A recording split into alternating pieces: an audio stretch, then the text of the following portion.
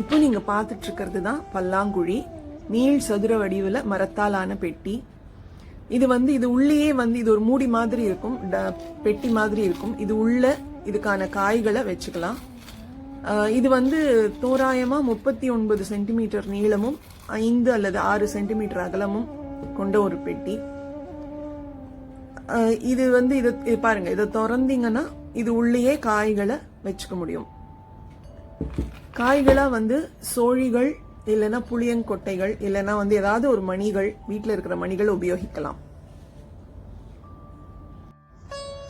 நான் ஏற்கனவே காட்டியிருக்கிற மாதிரி இதுதான் பல்லாங்குழி. நீள் சதுர வடிவில் மரப்பெட்டி, மரத்தாலான ஒரு பெட்டி. இந்த பெட்டி இது உள்ளேயே காய்கள் பாருங்க, இது மூடி வச்சுக்கலாம், இது உள்ள காய்களை வச்சுக்கலாம். இதுல பாருங்க 14 குழிகள் இருக்கு. அந்த பக்கம் 7, இந்த பக்கம் 7. பாருங்க, இதுதான் சோழிகள். இந்த சோழிகளை காய்களா உபயோகப்படுத்தலாம். அது இல்லாதவங்க புளியன்கொட்டையோ இல்ல வேற மணிகளையோ உபயோகிக்கலாம். முதல்ல இப்ப விளையாட ஆரம்பிக்கிறதுக்கு முன்னாடி 2 பிளேயர்களும் என்ன பண்ணணும்னா ஒரு குழியிலையும் 12 சோழிகள் போட்டு வச்சுக்கணும். நடு குழியில மட்டும் ஒரு சோழி தான் போடணும். பாருங்க, இந்த சைடு 3 குழிகளும், இந்த சைடு 3 குழிகளும்.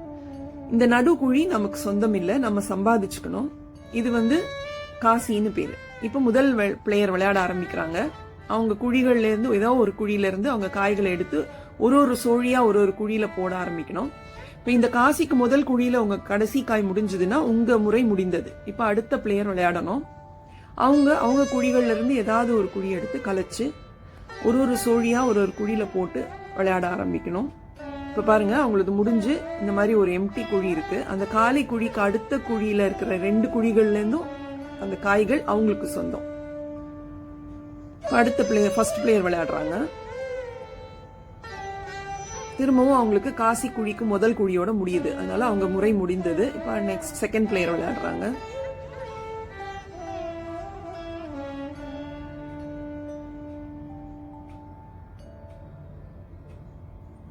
அவங்க தொடர்ந்து விளையாடிட்டே இருக்கணும். அவங்களோடது காய்கள் இருக்கிற வரைக்கும் விளையாடிட்டே இருக்கணும். காசி குழிக்கு முதல் குழியில முடியும் போது மட்டும்தான் அவங்க முறை முடியும். அது வரைக்கும் அவங்க விளையாடிட்டே இருக்கலாம்.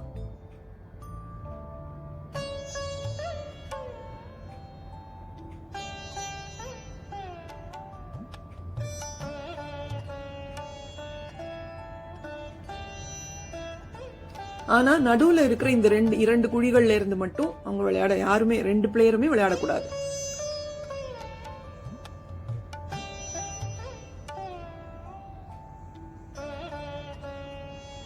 இப்ப பாருங்க, இதுக்கு பேர் பசுன்னு பேரு. விளையாட ஆரம்பிச்சதுக்கு அப்புறமா அந்த குழியில 6 காய்கள் சேரும் போது அந்த 6 காய்கள் அவங்கவுங்க எடுத்துக்கலாம். அவங்க இப்ப முதல் பிளேயரோட குழியில சேரும் போது அவங்க அதை எடுத்துக்கலாம்.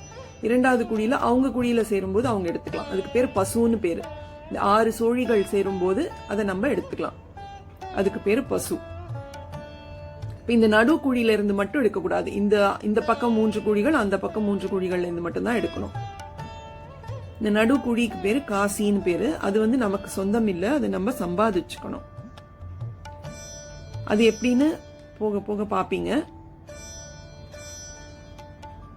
இப்ப செகண்ட் பிளேயர் விளையாடுறாங்க.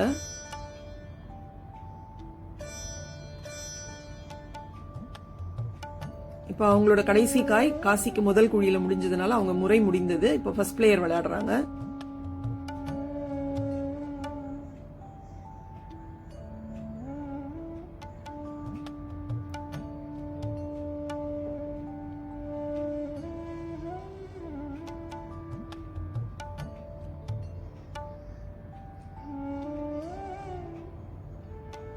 கவனமா 6 காய்கள் சேரும் போது அந்த எடுத்துக்கணும் நம்ம பசுவை.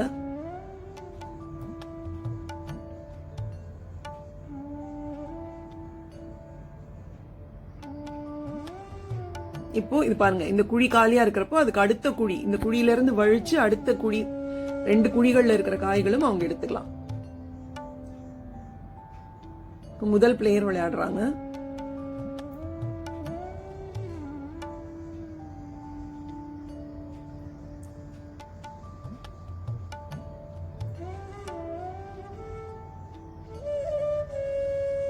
ரெண்டு குழி வழிக்கும் போது எடுக்கக்கூடாது. ஒரு குழி காலியா இருந்தாதான் அதுக்கு அடுத்த குழிகள்ல இருக்கிற காய்களை நம்ம எடுத்துக்க முடியும்.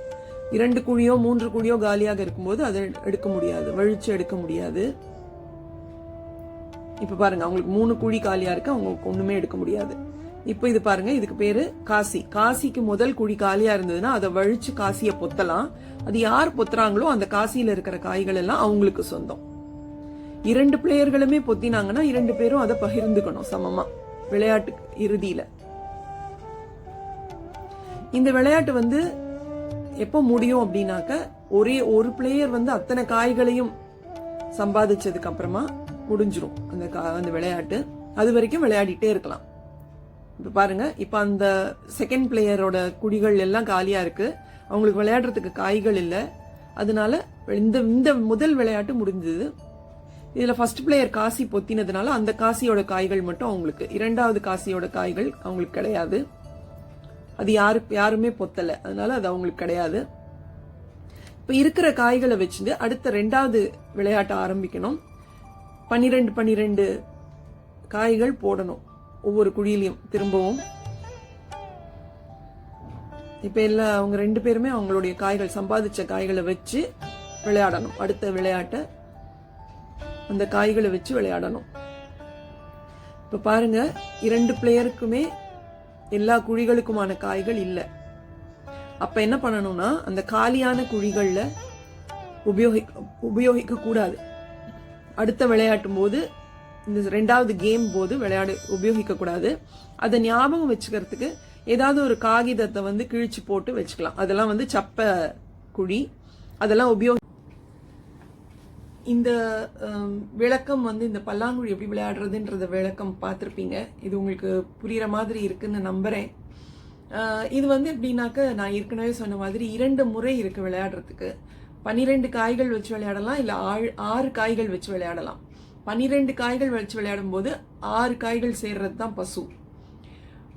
6 காய்கள் வச்சு விளையாடும் போது 4 காய்கள், 3 இல்ல 4 காய்கள் சேரும் போது பசு. இது மாதிரி நீங்க விளையாடலாம். இப்போ கொஞ்சம் கொஞ்சமா ஒரு பிளேயருக்கும் என்ன ஆகும், சப்பக்குழிகள் ஜாஸ்தியாக ஆரம்பிக்கும். அது மாதிரி இருக்கும்போது ஒருத்தருக்கு 12 குழிகள் கூட, ஒரு குழிக்கான 12 காய்கள் கூட இல்லாம இருக்கலாம். அந்த மாதிரி நேரத்துல நீங்க அந்த இடத்துல இருந்து நீங்க 6 காய்கள் போட்டு, ஒரு குழியில 6 காய்கள் போட்டு விளையாட ஆரம்பிக்கலாம், தொடர்ந்து விளையாடலாம். அப்பவும் அதுக்கு கொஞ்ச நேரம் விளையாடினதுக்கு அப்புறமா அந்த ஒரு பிளேயருக்கு அந்த 6 காய்கள் கூட போடுறதுக்கு காய் இல்லைன்னா அப்போ அந்த மொத்த விளையாட்டும் முடியும். அது வரைக்கும் நீங்க விளையாடிட்டே இருக்கலாம். முயற்சி பண்ணி பாருங்க. உங்களுக்கு ஏதாவது சந்தேகங்கள் இருந்தா கீழே காமெண்ட் பாக்ஸ்ல எங்களுக்கு தெரியப்படுத்துங்க. என்னால முடிஞ்ச அளவுக்கு உங்களுக்கு விளக்கம் சொல்றேன். நன்றி, வணக்கம்.